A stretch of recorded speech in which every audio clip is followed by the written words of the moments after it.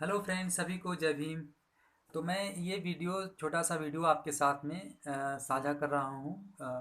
बाबा साहब के समय प्रबंधन, बाबा साहब के जीवन से जो समय प्रबंधन हम सीख सकते हैं, या बाबा साहब के जीवन का समय प्रबंधन कितना मैनेज था, उस बारे में हम आपके साथ में कुछ बातों को साझा करेंगे।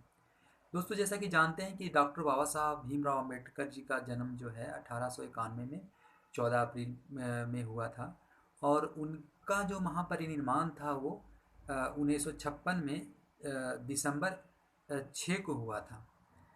तो आप देखिए कि दोनों मतलब उनका जो पूरा जीवन काल है इस भारत की भूमि पर, वो था 65 साल 7 महीना 22 दिन। और इतने इतने समय में, जो कि एक अभी के वर्तमान परिस्थिति में देखा जाए तो वैज्ञानिक दृष्टिकोण से एक भारतीय व्यक्ति का जो औसत उम्र है वो है 67 साल। लेकिन बाबा साहब का जो उम्र है मात्र 65 साल 7 महीना 22 दिन रहा है। और एक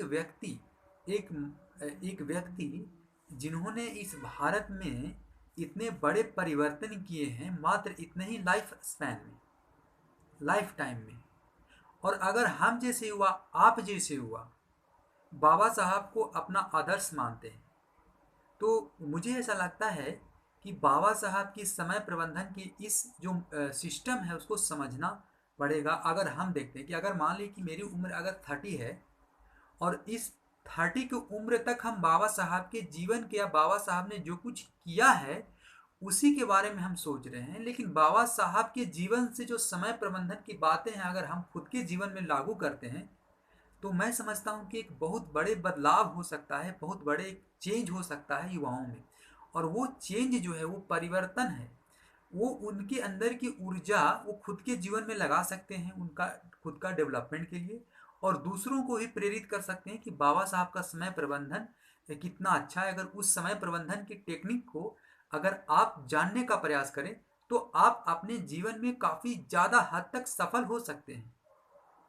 तो साथियों, एक युवा होने के नाते मैं तो ये देखता हूँ कि बाबा साहब की विचारों के संपर्क में मैं पिछले 14 साल पहले आया था। तो मैं उनके जीवन की पहलुओं को देख रहा था, पहलुओं को पढ़ा था, और एक इंस्पिरेशन मुझे मिली थी कि एक व्यक्ति जो इतने ही समय तक भारत में जीवित रह पाए हैं, और उन्होंने भारत में इतने बड़े सामाजिक क्रांति, इतने बड़े धार्मिक क्रांति, पॉलिटिकल परिवर्तन, इतने बड़े उन्होंने काम किया है जिससे करोड़ों लोगों के जीवन में इतना बदलाव हुआ है। तो अगर वो व्यक्ति मेरा आदर्श होते हैं, तो उनके समय को, कि उन्होंने जो काम किया उनका समय की गहराई या समय का मैनेजमेंट कितना डेप्थ में रहा होगा, अगर उस समय मैनेजमेंट को, उसका टाइम का मैनेजमेंट को अगर मैं अपने जीवन में उतारता हूँ, तो मुझे लगता है कि मैं उनको अपना आदर्श बना सकता हूँ।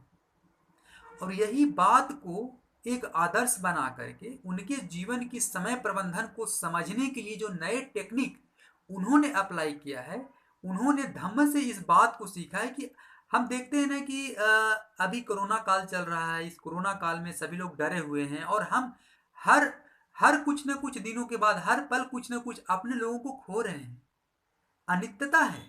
बाबा साहब ने इतने कम समय में जिया है। समय प्रबंधन, अगर हम और आप ये सोच करके पढ़ाई में व्यस्त हैं, अपने सिलेबस की, कॉलेज की किताबों में व्यस्त हैं कि आप इन सभी चीज़ों को पढ़ करके उस समय प्रबंधन को समझ सकते हैं, तो मुझे लगता है कि ये हमारी और आपकी भूल होगी।